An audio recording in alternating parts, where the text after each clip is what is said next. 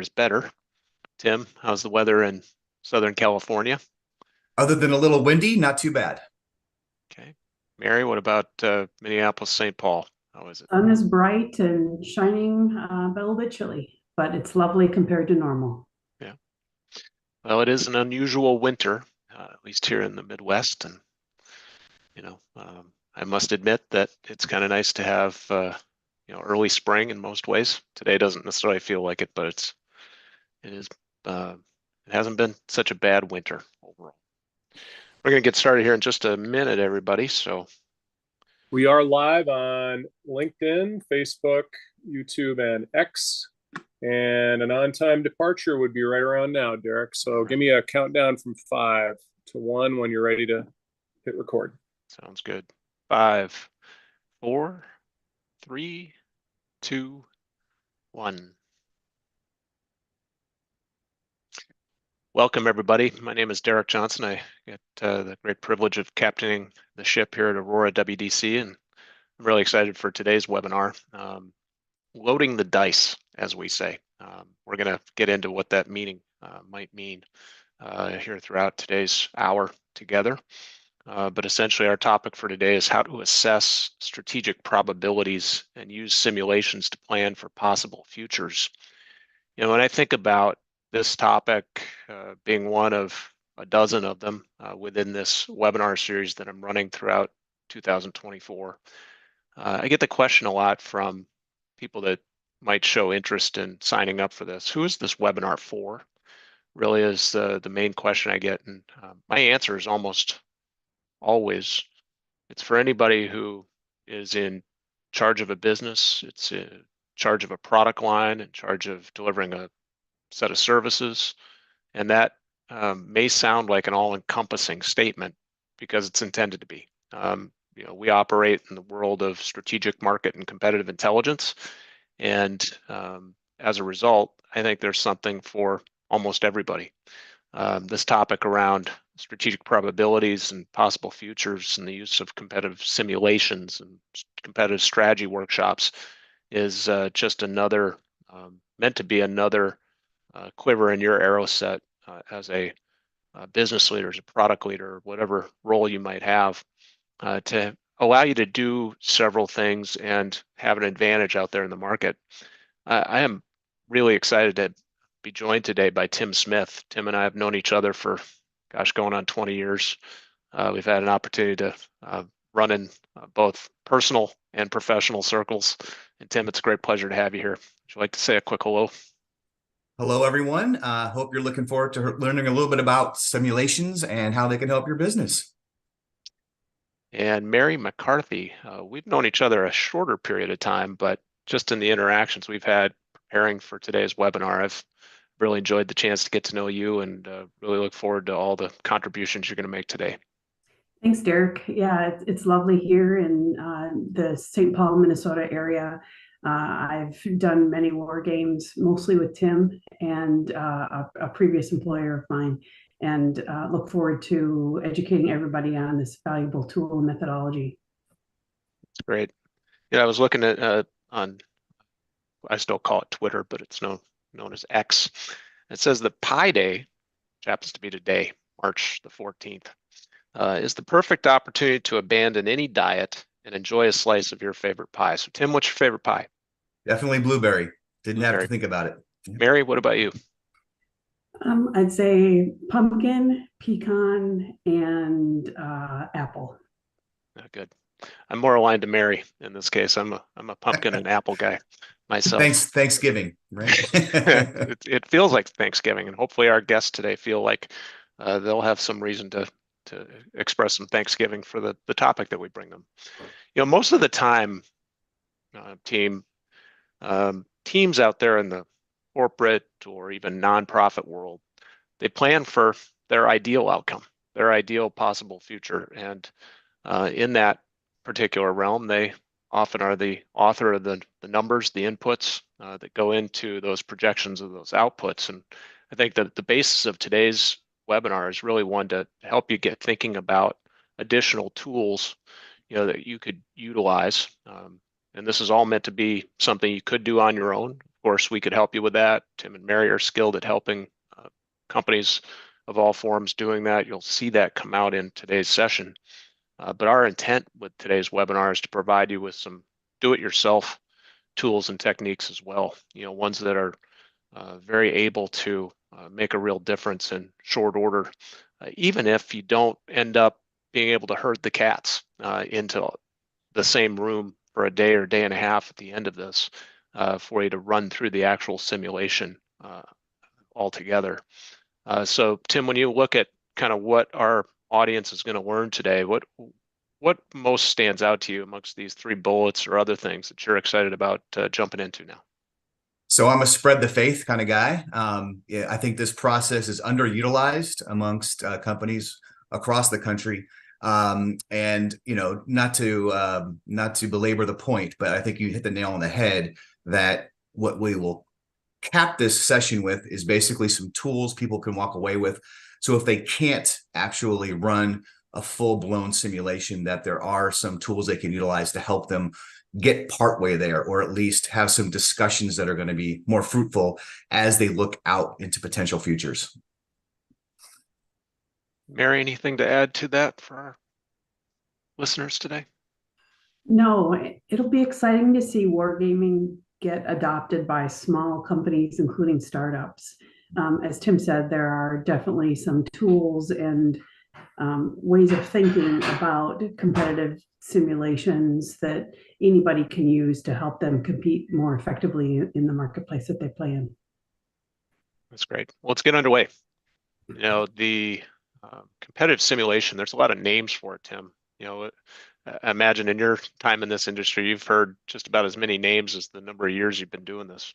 When you look at this, I'm sure when you look at this sort of introductory slide, what's most important for us to pay attention to? So, well, let's cover the name part of it first, because a lot of people do have an issue with this. Typically these were called business war games. And obviously, given the political environment, people have shied away from the term war. That's why if you look at most games, they're called competitive simulations, right? And that's really what it is a simulation. So I kind of like that title myself. I do also understand kind of the flip side of people liking the term war game, because they want people to be competitive. They want people to take this seriously. And there's the kind of the feeling that if you're not willing to bleed in an exercise, right, where we're in a very safe environment in our own headquarters running this exercise, how are you going to actually be when you're out facing competition in the real world? I get that. But the simulation piece does seem to bring a little bit more professionalism, I would say, to the title. So that's typically what we go with. Mary, have you had, any experience with someone pushing back on what we actually titled the session?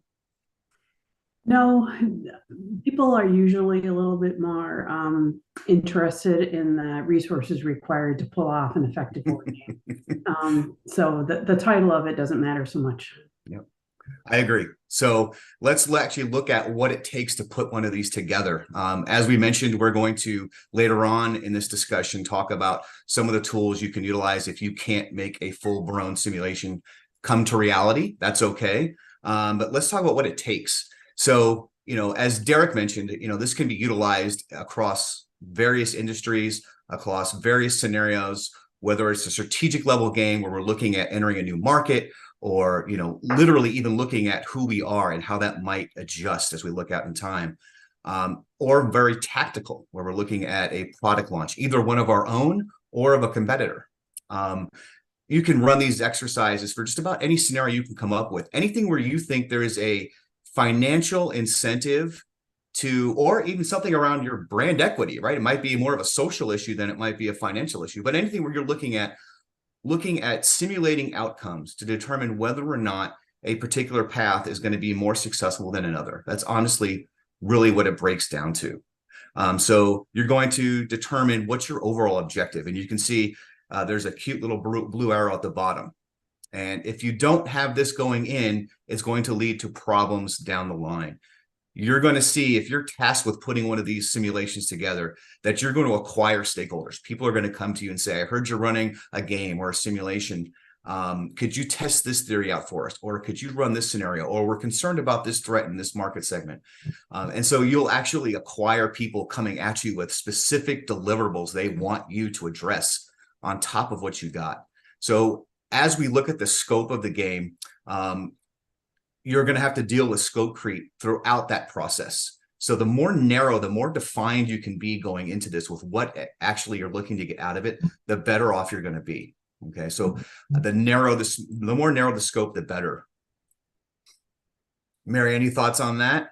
I totally agree. And it helps to document whatever that purpose or driving question is and socialize that with everyone who's going to be involved. So everyone is really focused on that specific question. You don't get derailed or go into little rabbit holes along the journey.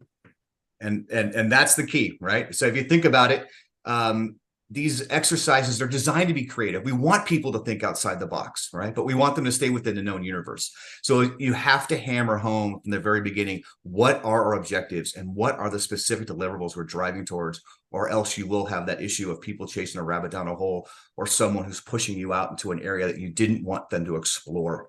Those are common problems. So I think Derek touched on this in the opening. You can see here, basically looking at the graphic, that it's used across various industries. From my experience, I've probably run 500 of these exercises. Most are in healthcare or in defense, which is interesting if you think about it. Either we're trying to save people or we're trying to kill them. And for whatever reason, those are the two industries that use this process the most. However, there are companies in consumer products like a Procter & Gamble, a Kimberly-Clark, that utilize this process all the time. Anytime they've got a product launch coming or they've got a competitor's launch coming, they'll literally whip one of these together and put it out within a week. They'll do a 4 to 6 hour exercise to help them look for blind spots, look where they've got competitive advantage, is it sustainable, and addressing where they have competitive threats. So it is used everywhere. As Derek mentioned, nonprofit, it's used obviously by the military as well as companies of all sizes. And when we get into this, what I'm fascinated with is I haven't talked to Mary in a while, and I know she's gone into a different sphere. Hearing her ideas on how this can be applied to smaller companies, because I think there's a lot of potential for this process to be used with startups or with fledgling companies, and I don't think it's utilized enough. So I'm fascinated to hear what Mary's going to say related to some of the smaller players in the game. The other thing that comes to my mind when I look at this slide is it's not just for competitive intel people or market intel people. You think about that differentiation of where anywhere or any time when lives or a lot of money's at stake, that can be almost any area of your business, right? So financial investments of a significant, endeavor, risk management, from that standpoint, we started out talking about weather and the uncertainty around that. That can lead to a lot of opportunities to employ a process like this, also across for-profit, not-for-profit types of enterprises. It's just, I think it's, with you, Tim, I think it's one of the most underutilized tools, from a business point of view. And I almost wonder if it's not because it feels intimidating to both do the pre-work as well as go through the steps of getting everybody in the same room. So I hope that we kind of debunk a myth that it should or could be intimidating. Of course, it's work, but I think what I hope from this session is that we give people a sense of confidence, that they can do this, they can do it successfully, and it's not quite as hard as it might look. And really, a lot of the deliverables required and the post-war game actions should be part of your strategic rollout or your strategic planning process anyways. So this is just another great set of inputs to develop the right strategy going forward. Amen. So let's get into this first step, the identification step. And I know that there's, Tim, a lot of tangible and intangible benefits of doing one of these types of exercises. Walk us through this slide. Sure. So, as we talked about earlier, it's all about setting a really good objective, something that you can communicate to all of your participants and up the chain, because at the end of the day, you're going to need buy-in from executive management on any of the decisions that come out of this, right? Some people get very defensive. It's like, well, are you attacking our strategy? I mean, we spent 6 months putting this together, and now you're running a simulation to look for weak spots, and and they get uncomfortable with that, right? Because they've already invested in a specific outcome. As you let us off with, people are always running these when they're looking at the numbers, right? And so if we came up with a plan and we have projected share we're going to grab or revenue we're going to grab, and now you're going after that, some people get a little testy. But that's part of the process. The competitive nature of these exercises is what we're looking for, right? We want people to get into the mindset of other stakeholders, play to win from their perspective, and really come after the home team. That's what we're looking for. So if you've got that set objective, then we talk about what are the specific deliverables or benefits that come from running the game.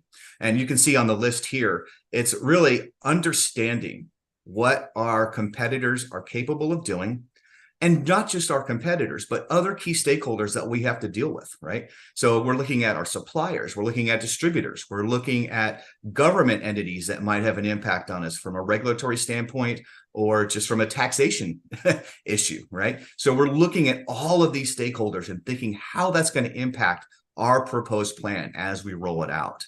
And as you can imagine, you're also going to walk away with some lessons learned about the marketplace and market trends that might develop and how they might impact our strategy, as well as uncovering some real key questions that we need to address. It creates homework, right? This creates homework for someone like Derek, who's looking at this from a competitive intel standpoint and thinking about what's likely to occur over this time horizon we're exploring here, and what can we take away from that. So Mary, I don't know if you have anything to add on the tangible side before we look at the kind of the softer or intangible benefits. Well, a few documents are required as part of the process. One is just a really great understanding of the market. So, and frequently marketers get so wrapped up in the day-to-day forest fires and keeping your sales rep happy and preparing for the next trade show that it's hard to really rise up to the strategy level. So documenting where each of your competitors is at and what's happening in the market is critical for any business going forward. So that's definitely, that set of documentation is a huge tangible benefit of the process. Yeah, and building off that point, a lot of companies, they'll have a lot of competitive intel dispersed amongst the organization, but nobody's sharing it. Nobody is actually compiling it, preparing a quote profile around that particular competitor, right? So our sales force might know a lot that's not being communicated up to marketing, and marketing might not be sharing with, as someone who's developing the strategic plan. So getting that all put together and then utilizing that in the game, validating what we know. So it's not just we think they're going to do this, or this looks like to be their strategic direction moving forward. Let's actually simulate it out so we know not just what we think they're likely to do, but what they're capable of doing. And then along the lines of kind of those softer deliverables or intangible benefits, it's actually an opportunity for people to think strategically. If you think about one of these simulations, if you've never been in one before, it's actually highly stressful. I'm not trying to turn you off to it. Once again, I'm biased to having people, use this methodology, but it is stressful. You're actually asked to get into the mindset of another company or entity, depending on who you're going to represent in the game, and play to win from their perspective. That means you need to understand their capabilities, where their opportunities lie, what threats they might face. You need to know a little bit about their recent history, what's coming, what's maybe in their pipeline. So you really have to have a thorough understanding of the company you're going to represent. And that is stressful. And then what are we doing? We're asking you to develop a strategy for that company as we look out in time. Maybe it's 6 months, maybe it's 5 years. It just depends on whatever time horizon you've selected for your simulation. But at the end of the day, that's not an easy task, right? It is a stressful learning environment, but it's also very powerful, right? It gives people an opportunity to step back from their day job if they work in R&D, or if they work in sales, or if they work in legal, to actually get to think and act strategically from that 50,000-foot view. It's a powerful learning experience, and they're given tools, right? We're going to cover a little bit about that later, but we give them tools. We don't just throw them to the wolves and say, sink or swim, right? We'll give them the tools to help them develop a cohesive strategy but it's still a very difficult process. And then, of course, you have the team building, the opportunity to basically gain some buy-in. Obviously, if we're going to have to tweak our strategic plan based on what we learned in the simulation, it's very nice that the people that are going to be working on those tweaks also participated in the game that raised those issues. So there is some benefit there as well. Anything you want to add, Mary? Mary ended up getting dropped. She's coming back, but I would just, okay. I would point Tim to that, the cultural element. You know, in an exercise like this, if you're a company that struggles with consensus, you're never going to achieve 100% consensus in any decision, no matter the size of it. And somebody's going to have to ultimately make the call. But an exercise like this has the opportunity to build a stronger sense of consensus because you've gone through the rigor and the steps of actually simulating what a market reaction or competitive response might be to, you know, those various scenarios. And that's what I like so much about it, at least on a personal level, when I've applied this to my own business. Absolutely. Kinda, in the interest of time, just moving along, Tim, we've tried to give our audience some different examples, you know, mega cap, mid cap, something more on the startup side. You know, lots of different ways you can apply this process, but can you walk us through some of these examples so that our audience might be able to imagine, you know, a scenario where their own company might be able to use it? Absolutely. So, you know, anytime you're teaching any methodology, case studies to me are always the best. Let's talk about someone who's actually done it and what they took away from the process. So I'm going to grab the first two, and then I'm going to ask Mary to talk about the startup level. But from a mega cap, we're going to start off by being a little titillating, see if we can capture people's interest, and we're going to talk about the little blue pill. And, you know, for those of you that have any background on this particular product, we're gonna try to keep names out of this as much as we can, but obviously in some cases it's going to be a little obvious who we're talking about.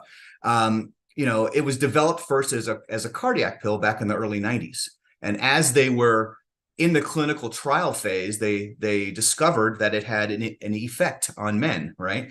And that's how it was born, and it became this huge blockbuster that really put Pfizer over the top. And they became the 800-pound gorilla, not just in this market, but just about any market they participate in. They're usually either 1, 2, or 3. So when we look at this, if you are coming against Viagra, because the other drug companies out there looked at it and said, wow, look at the potential here. Look at the market potential. We have to get in this game. So everybody started coming at it from different angles because, of course, Pfizer had I want to mention the company, had a patent in place that held them till, I think, around 2020. So they owned, quote, the market at this time. And as the competitors came in, these were other big players. If you think about the barriers to entry in pharmaceutical business, it's quite large, right? The amount of money it takes just to run a trial is substantial, right? So these other big companies come in and they decide, well, you know what? We better run a simulation to see how we can best position ourselves, given the fact that the little blue pill dominates the market and just completely owns it. So what are we going to do? How are we going to compete effectively against them? And in going into the simulation, they looked at all of their marketing, and they were maybe a year from launch, and they determined this was one of their competitors. They determined that their best approach was to focus on the fact that our product will stay in your system longer, right? Why? This sounds fantastic. You don't need to rush off to the bathroom and swallow a pill at the right moment, right? This gives you an opportunity to be a little bit more romantic about it. And, you know, you don't have to plan your evening out to the minute, okay? And they saw this as a huge advantage. So customers are going to love this. Well, what's the two things we always start with in any pharmaceutical product? Efficacy and safety, okay? Now, remember, this was developed first as a cardiac product.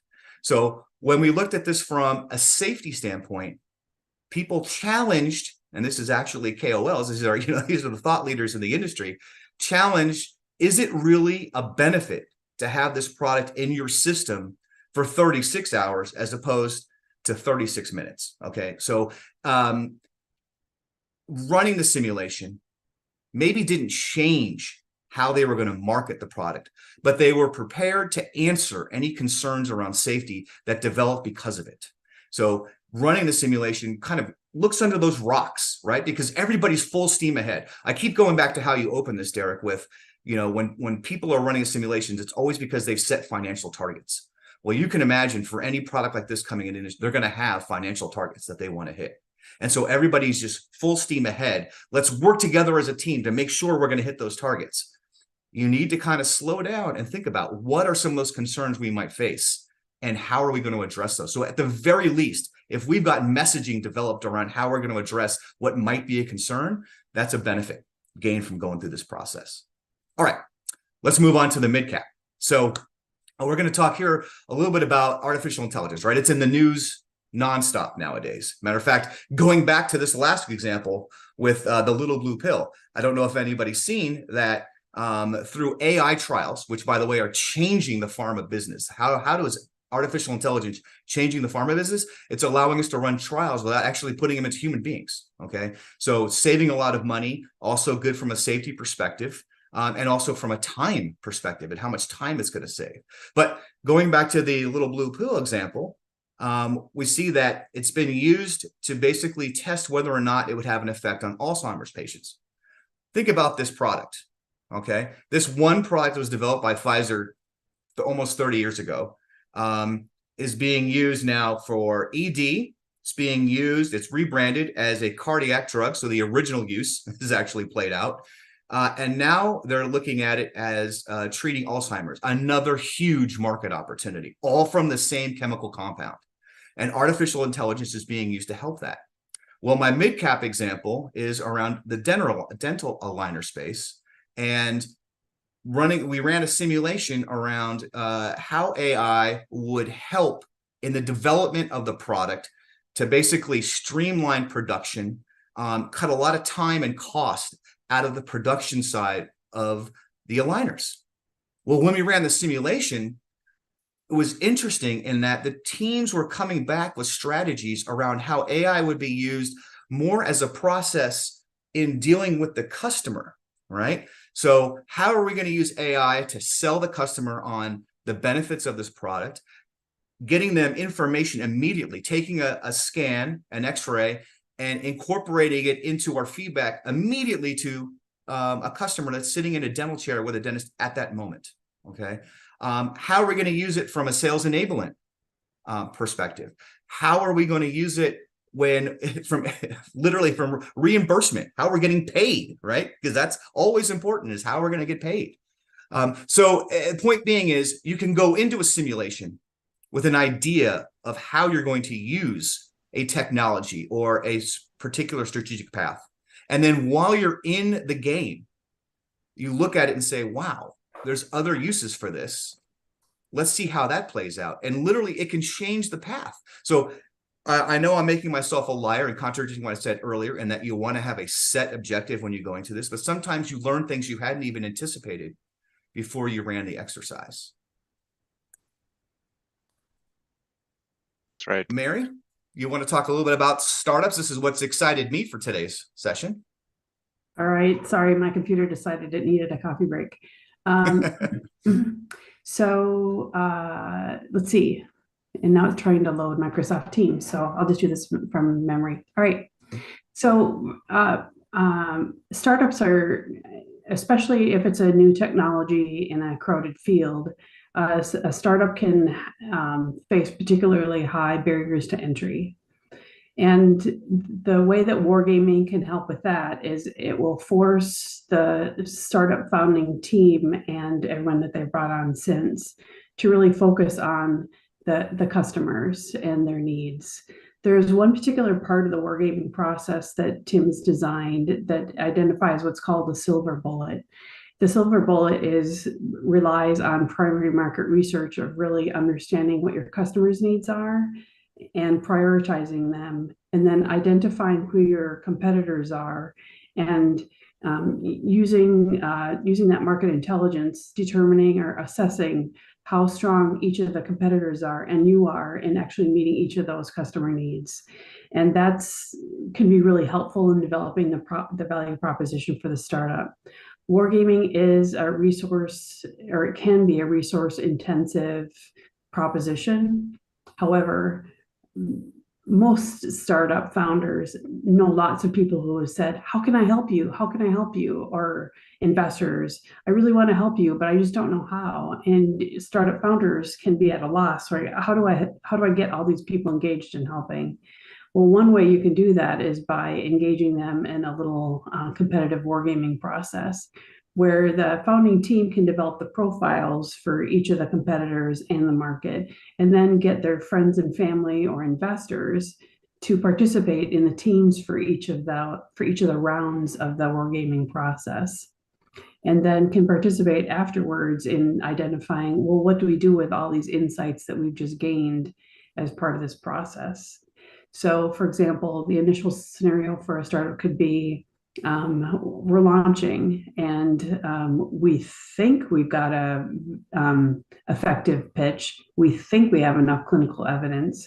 But if you go through a wargaming process where different teams are taking on the persona of different competitors, and as you complete the process of each of the steps of the war game, you can quickly find out if you've got any blind spots or any strengths that you haven't really leveraged before in your planning and your messaging in the market that you can really exploit. So if we need to understand our value proposition a little bit better, or you feel the customers might dismiss us and our evidence, obviously you're going to go back to collect more clinical evidence and then revise your sales pitch. And frequently your KOLs, your key opinion leaders who can be clinicians in healthcare specifically, can help with that as well, because they will know what all of the competitors are saying, how they're messaging, and how if they're there and they believe in you, they can help you devise the right sales pitch that goes along with the clinical evidence that they probably helped create through the clinical trials. So so I'm really excited to see how startups take some of the parts of the wargaming process or the full process, if you can get all your friends and family involved, to really drive some strategy that will help the startup compete and launch and grow effectively in the market. That's great, Mary. Let's keep moving here. Collect and analyze. This slide is pretty busy, but Tim, can you break us down in terms of how do we get started? What's our process? Ultimately, what's the end result we're driving toward?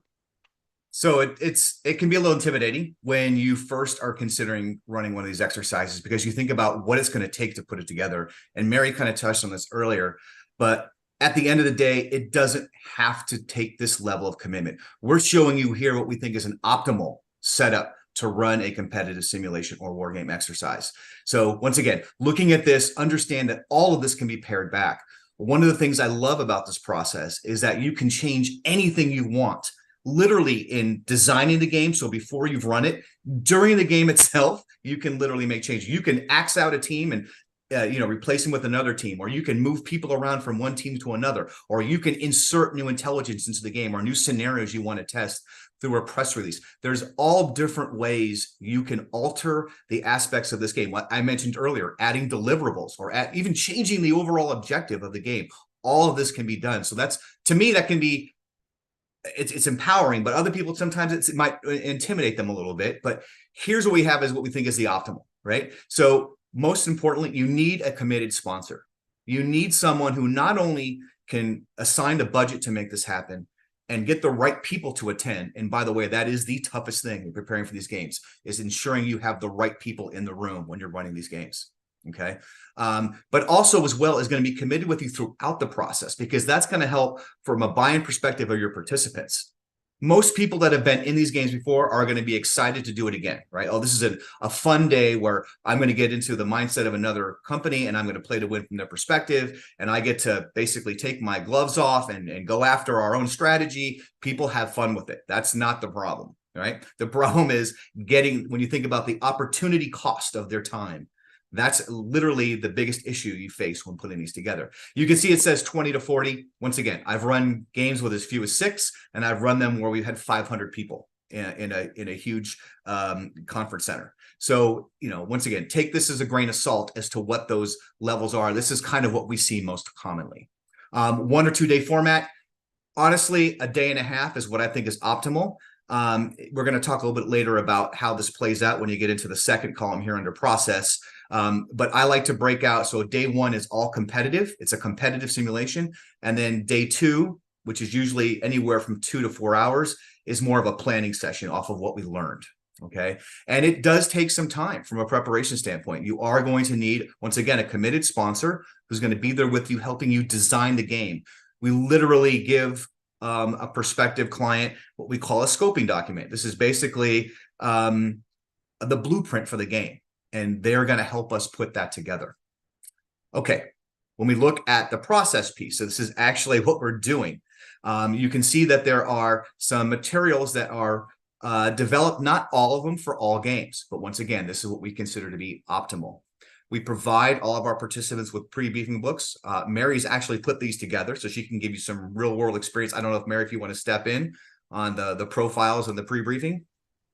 Yeah, once you've got them set, then updating them in the future is pretty easy. But getting the first draft of each competitor, which includes sections like who are the leaders, what are the backgrounds of the leaders, what kind of market share do they have now? It's diving into their SEC filings, their investor briefings, their quarterly investor briefings that they've had, and other sources to collect all that intel on each of the competitors.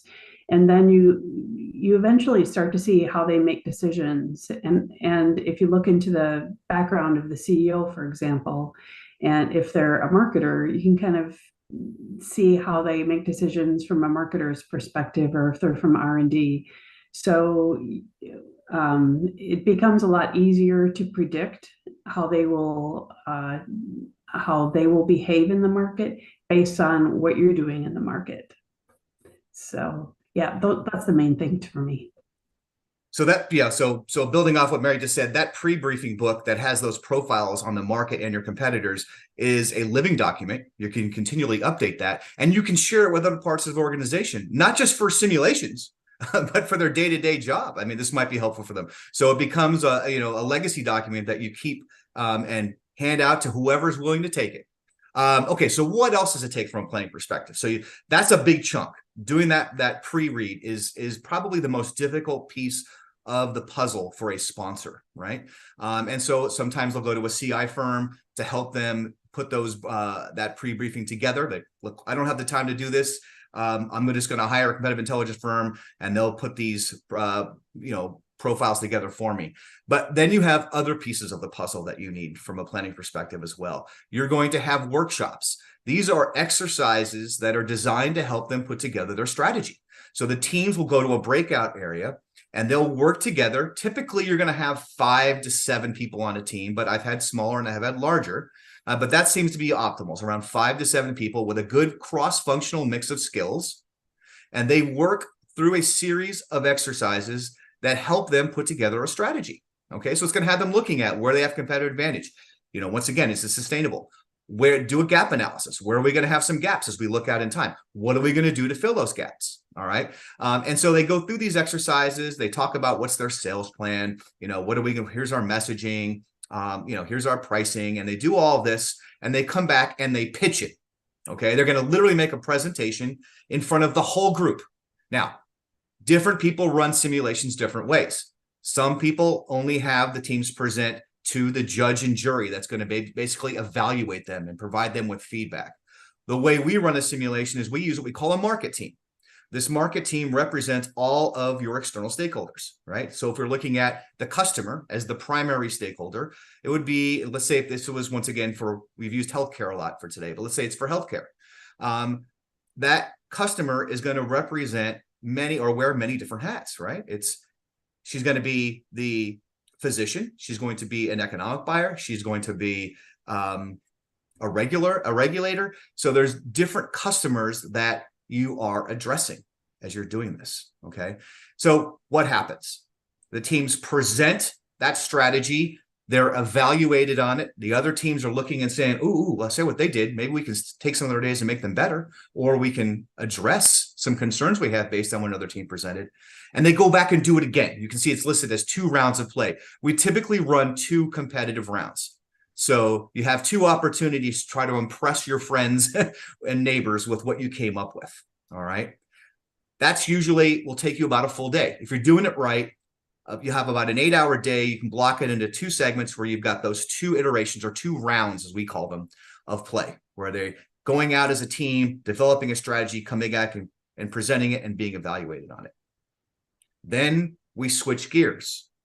Everybody puts their home team hat back on, and we talk about what did we learn, whether it was a competitive move, whether it was a market scenario that developed, a trend that we noticed as we're looking out in time, something that we saw the home team do that we need to do now. Or maybe what I love is when they talk about things they're going to stop doing. Why do we do this? Let's cut this out. That's going to free up resources to do this. So we talk about all those different scenarios that we captured during the game. And then your sponsors will then triage that list down to the more significant ones. And we use a tool called Probability Impact Grid. There's many different ways to do this, but this is simply looking at what's the likelihood that this scenario is going to occur, whether it's a competitive move or a customer event or a trend developing in the marketplace or the next pandemic, whatever it might be, anything that could impact our strategy. Get that full list out. You might have 100 things on there. The sponsors will triage it down to, let's say, 5 or 6. Okay. That's what we carry over into day 2, which is what we call the planning round. So once again, day 1, competitive exercise, 2 competitive rounds where people are playing against each other to win in the marketplace as we look out in time. Day 2, it's all about planning. We have the home team hat back on. Let's develop an action or contingency plan around those key scenarios that fell out of the game. And then you can see there's other deliverables around lessons learned, intelligence gaps, all that kind of good stuff. So then what do? We walk away from the exercise. Our sponsors absorb it. Everybody else said, oh, we had a good time. We learned about the market. We learned about competition. We came up with some good plans. Maybe we won the game. But what are your sponsors going to do with our takeaways? Okay. They're going to alter their competitive storyboard. They're going to talk about how we're going to resource these great plans that our teams just put together, right? So they're going to take those plan profiles that were developed in the planning round on day 2 and look for action, okay? Look how they can get that stuff resourced. And then we're going to share those results with all the participants 2 months, 6 months, whatever it might be later. Let them know that their hard work, their buy-in was for a reason, right? We want to share the results from the game with all of our participants so they can see that all the sweat and tears they put into this exercise led to something. And that leads us to our end result, right? So what are you walking away with, right? Your chief deliverables from the game are those plan profiles, but that's not it, right? It's also the learning that everybody captured. So we prepare what we call an after action report, and that basically encompasses all the stuff that led up to the game, all the intel we used, everything that the teams worked through during the exercises, and then, of course, those planning activities that came out of it. Derek or Mary, anything you want to add to that? Yeah, so the one aspect of going through this process is you get to really understand the skill sets of everyone on the teams a lot better than you probably did before, because it is intense and it is competitive. And leaders may emerge that you hadn't really thought of that have leadership skills. There may be behaviors that make you question other people as they're going through this. But in the end, everyone usually leaves with a stronger relationship, because it's not often that somebody from finance talks to a sales rep, or somebody from marketing talks to somebody from maybe from a healthcare economics background. So you emerge with stronger teams and a stronger understanding of the skill sets of everyone on those teams. And because you really need everybody fully invested in it as well, you can get a higher level of engagement than you usually get from them in their normal job. So it can really cause a team to flourish. And I think, Tim, the other day you said you've seen companies do war games just to get the adrenaline and a sales push from the group to help with the financial results for that company. Absolutely. We do have an opportunity, everybody. in the Q&A pane, if you're on at least the Zoom link, I do see one question. I'm going to hold that for the moment to make sure we get through the rest of our content. About 15 years ago, there was a funny ad around a company called EDS and how their whole shtick, it was a HP acquisition about a decade and a half ago, was to be the cat herders. In some ways, that's kind of what you're going to be forced to do if you decide to move from all the preparation and kind of pre-planning phase to the actual execution of the workshop itself, right, Tim? Yep. Mary? But it may sound daunting and difficult, but it's not like we have to herd 100 cats here on the screen. You mentioned being able to do it with as few as 6. You've run multi-hundred types of simulations in that regard, but when you think about all the ideas of how to make this exercise valuable to your organization, Tim, what do you see here on this screen that is most important to kind of call out for the audience? So to me, this is the most important slide in the deck, because this is the most realistic outcome for most of you would be that, look, I'm not in a position to task 25 people to show up for a day and a half and participate in one of these exercises. So how can I get a little shortcut that might get me part of the way there? So, as it's, and this is not the prettiest slide, I admit, but there's a couple of key points. Once again, you don't need to have that big group. You can pull some of the exercises that are used in a simulation out and just have people run through those. Mary mentioned the silver bullet analysis, a great tool for looking at where we have competitive advantage, where our competitors have competitive advantage, and what are we going to do to close those gaps, right? So it's a good first look at what we need to do. What's nice about using a tool like that is it leads to further dialogue. It leads people to say, maybe they're not questioning the strategy, but they're saying, look, I see a gap here. I know we've identified a customer need or want that we're not addressing. And, good luck at convincing a customer that they don't want what they say they want, right? Not saying it's impossible. I'm saying it's not where I would waste my resources.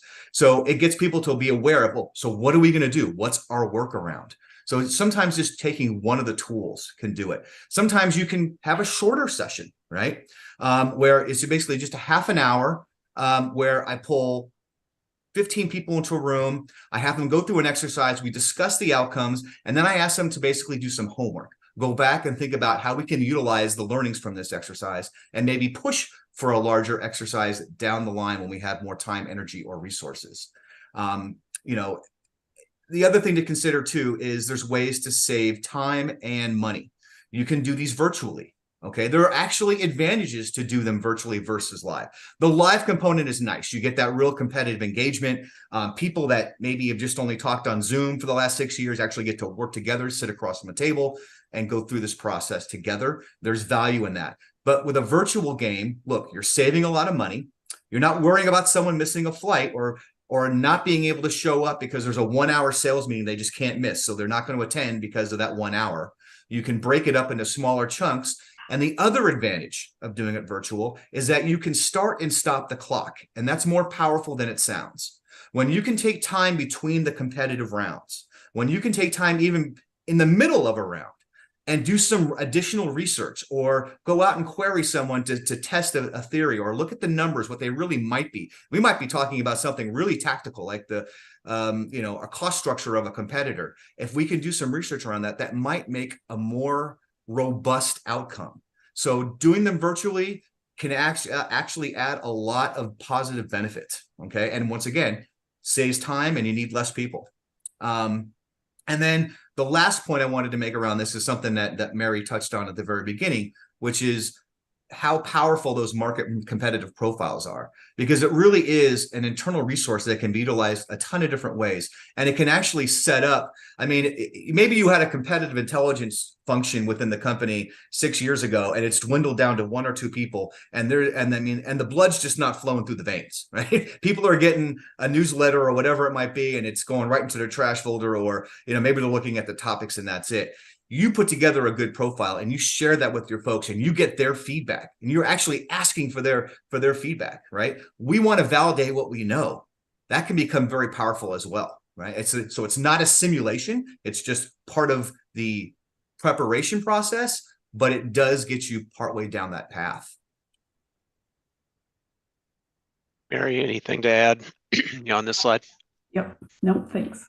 I'm going to go to the questions here in just a second, but we've said this in kind of preparation for today, Tim and Mary, that if you don't actually get to the point of running the exercise itself, that's almost the layer of the iceberg that you see sticking out of the water. But all the benefit of kind of moving the organization into, Mary, as you said, some of those planning documents that you need to step through anyway in order to be effective at scenario planning and strategic foresight and so on. That's the planning and the pre-work that you probably need to do anyhow. I just thought that this slide, does a nice way to visually depict kind of what that mountain, if you will, might be that you need to climb up. And this slide might look a little intimidating, but this to me is perfection. Because if you don't have good planning, if you don't have good profiles going in, then once again, a simulation is garbage in, garbage out. I know that sounds like something I shouldn't say, but you need good planning in order to have a good game. Okay, so you want that upfront work to be quite intensive. And as well, I don't care how great the simulation went. Wow, we learned a lot about our competitors, and it was a lot of fun, and I got to think strategically, which I don't normally get to do. And this was a great exercise. If you're not taking post-game action on what you learned, then to me the game was a failure, right? Because that's what I'm looking at. Is how did we tweak our strat plan based on what we learned in the game? What were some of the things we're going to institute, whether we're going to stop doing something or start doing something based on what we learned in a simulation? To me, that's what makes it a win.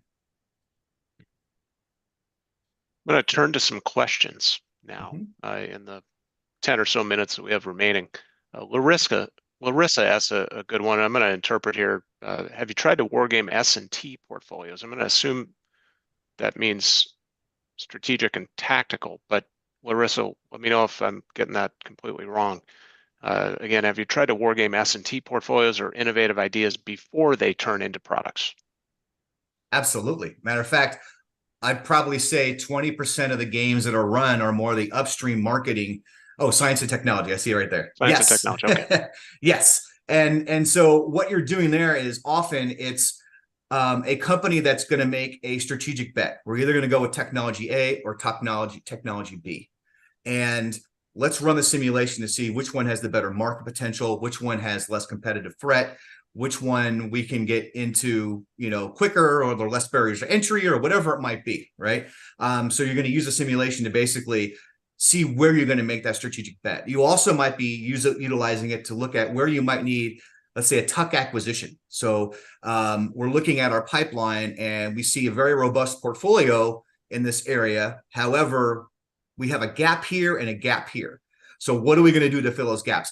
Should we do it internally and invest from an R&D perspective, or should we go out and make an acquisition and take that into account and think about the integration issues and everything else, right? You might use a simulation to test out those theories as well. So yes, very often those are our topics. I saw one in there asking about evaluations and who's doing that. So yeah, let me just read the question out loud. Okay. Would you please say again how the 2 rounds of players scored or evaluated? Did I hear you right? A team of judges assesses the presentations and soundness of the strategies and tactics presented. So absolutely. And this is, I'm not going to say one of the issues with the game, because once again, we are looking out. This is a futuring exercise. But there is that human element you can't remove from the equation. So what does that mean? That means you have individuals from your own organization representing the market. So even though they're going to say they're unbiased, and actually, in my experience, they're actually more biased for the competitors. Why? Because they are looking at potential scenarios and how a competitor might develop their strategy we look at in time. They're more likely to allow a competitor to have more room to maneuver. Well, we think they're going to do this, but what if they did do this? Let's give them a little bit more resource. Let's give them a little bit more, ability to try something to see how it plays out. So we are prepared for a worst case scenario. So from my experience, actually, market teams that are evaluating the teams give more latitude to the competitors than they do the home team. Okay. It's also, pretty much everybody in the room is going to have a good understanding of where we're headed. So it's much easier to attack the home team. So when you're looking at it from an evaluation process, home teams actually don't do very well in these games. And that's okay, because once again, it's a learning exercise, right? Everybody should come in with thick skin because if you're playing the home team, you are going to have people coming after you. That's just how these exercises typically develop out. So you have these people from our own organization. Now you can invite outsiders. You could, let's say, for example, this was a pharma exercise. We're looking at a new compound that we're developing. You could invite a KOL or physician to come in and play as a true customer on your market team and represent that customer aspect and see, what are we looking for? I'm hesitant to do that for a couple of reasons. Primarily, I don't like, especially when we're talking about pricing, laying my cards on the table in front of a true customer. Even if there's someone that we've worked with in the past and we trust them, I'm not comfortable with that. I would rather use our own people. And I will tell you, this is the one time on this call I'll tell you to trust me. Your people are smarter than you think. Okay. When we ask them to get into that role of a customer and sit on the other side of the table, they enjoy it. Yes, they do, but they also take it seriously, and it will be as unbiased as you can possibly be. And we give them different forms of feedback, right? Different forms of evaluation. We use up to 8, everything from a market and competitive map where we're looking at where share is shifting and where growth is being allocated, through more qualitative, where it's literally, we like this in your presentation, we didn't like this, tell us how you're going to execute on this.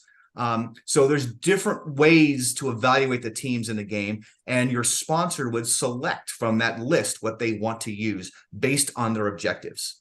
Okay. So yes, there's the human beings that are actually deciding who wins the game, so to speak, and evaluating how effective those strategies are, but they're grading them relative to one another based on our objectives coming into the game. Now go to the next question on slide 12. Have you seen truncated gaming used successfully among a firm's boards, and what are the ups and downs of that approach? Yes, I've done it probably 5 to 10 times total in my career out of 500 games where we were actually working with a board. The problem is often board members aren't as intimately aware of the company as we'd like them to be.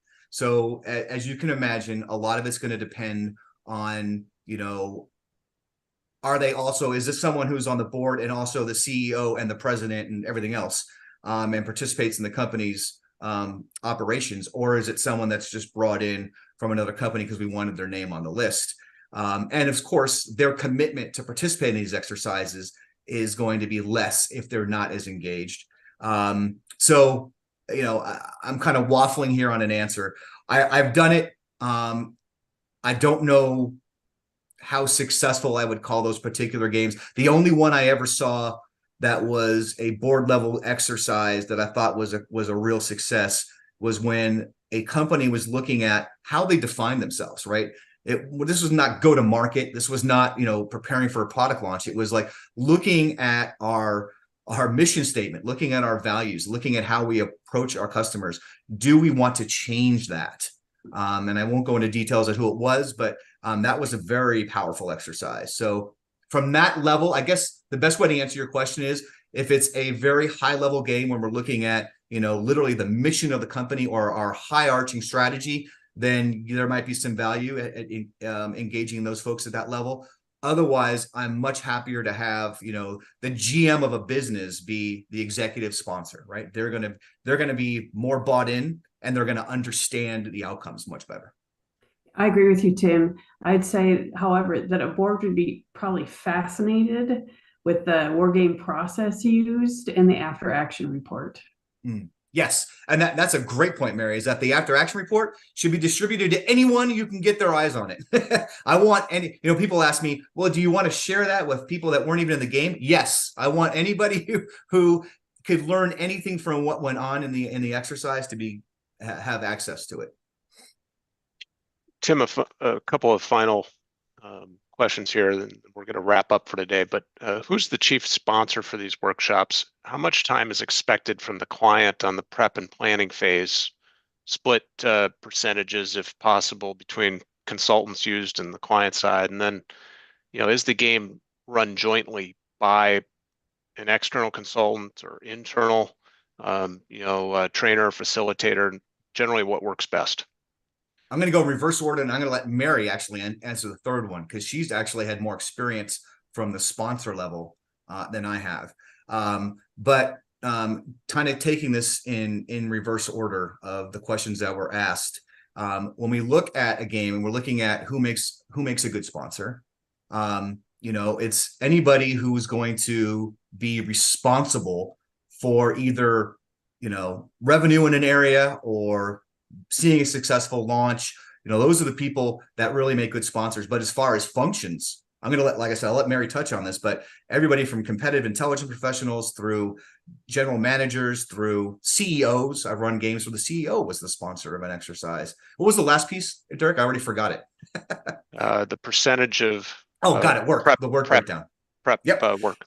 So, God, now I'm going to sound like a consultant because it depends. It depends on the sponsor's engagement and what they want us to do. I'm willing to take on as much as they want as a consultant. However, there is value in that sponsor staying engaged. What I like to do is have a weekly checkpoint for an hour with the sponsor, because I'm going to recommend specific exercises or evaluation methods they're going to use to judge the teams or the design of the game based on their purpose, right? What are they looking for? What are the objectives of the exercise? But I want their them to sign off on it. I want them to just make the final decision on what's going to be in and what's out, because they're always going to have top of mind what their objectives are as we go through the exercise. So a breakdown of the work, it's hard to say. It depends on who's doing those profiles. That pre-read document is the biggest time factor in a preparation point. So if they're doing it themselves, then, we're talking about quite a few hours. If they're going to hire a consultant to do it, then obviously that takes that off their plate. Mary, you want to add anything to that? Sure. So, so I used to work at a large medical device company, and they've institutionalized wargaming throughout all the business units now.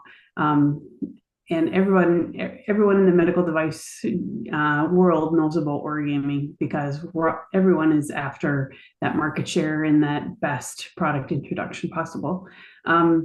So I'd say the sponsor is typically a vice president level, could be a CEO level. And you just want to make sure that, again, you've got that objective clearly defined and everyone knows what they're getting into going when they agree to participate in the war game. And it can take Tim or whoever you hire for a facilitator, if you bring somebody in from the outside, will actually take you through the process of, all right, 3 weeks out, this is what we should be doing, the tactic list, the project plan. All right, a week out, this is what you should be doing, et cetera. And then the after action report as well. So it is very process oriented overall, in addition to being wargaming being a standardized process. Yeah, soup to nuts. It's really think about it as going to be about a 3-month process, soup to nuts. Yeah. In an ideal world, that's the amount of time you're looking at, about a 3-month window. Yeah. So, for people that know me well, I'm not here to sell anybody anything. I believe that if you have the right types of conversations, some of that may happen down the road more naturally.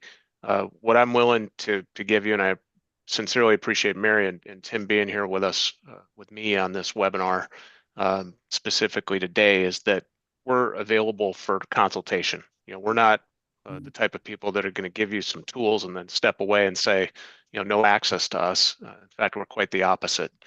So if you have questions about this process you've seen demonstrated today, reach out. We're pretty easy to find. Our contact information is in the slides or in LinkedIn.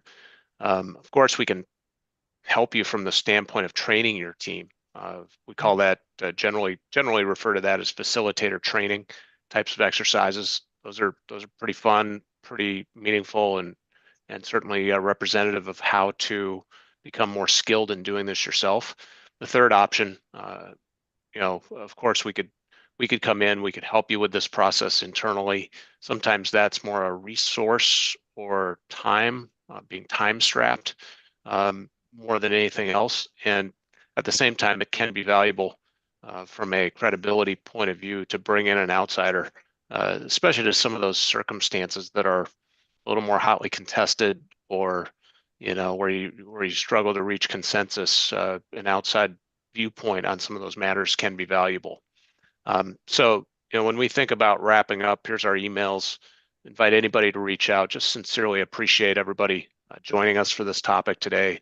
I try to get together on this channel second Thursday of every month. So we're going to be looking at a schedule coming up here that April 11th, also a Thursday, obviously, is noon Central, talking about competitive intelligence from a sales and marketing support point of view. I've got my colleague Graham Goodweiler, who serves as a senior analyst and program manager here at Aurora, joining that. And my friend Elise Nockels is actually going to be our outside color commentary specialist on that one. And then May 9th, my brother Eric is actually going to join me.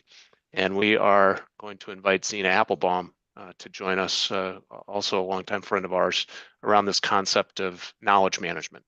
I'm still recruiting some guests. Don't have anything to announce about June 13th around intellectual property exploitation and protection, but that one will get set up soon enough too.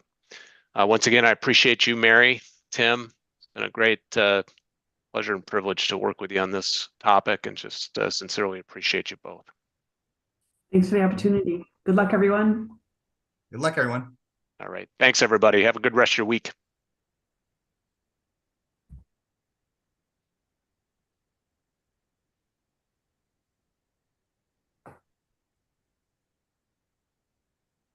Good job, everybody. All right. We still got about 7 on the Zoom bridge, about 52 on LinkedIn sticking around, but I have nothing to add. I think you all did wonderful. Recording has stopped, by the way. That sounds good. Thank you again, Mary. I wanted the wonderful part to be on the recording. Right. Seriously, I appreciate you, Mary, and Tim. Thank you so much. It was a lot of fun. Yeah, sorry about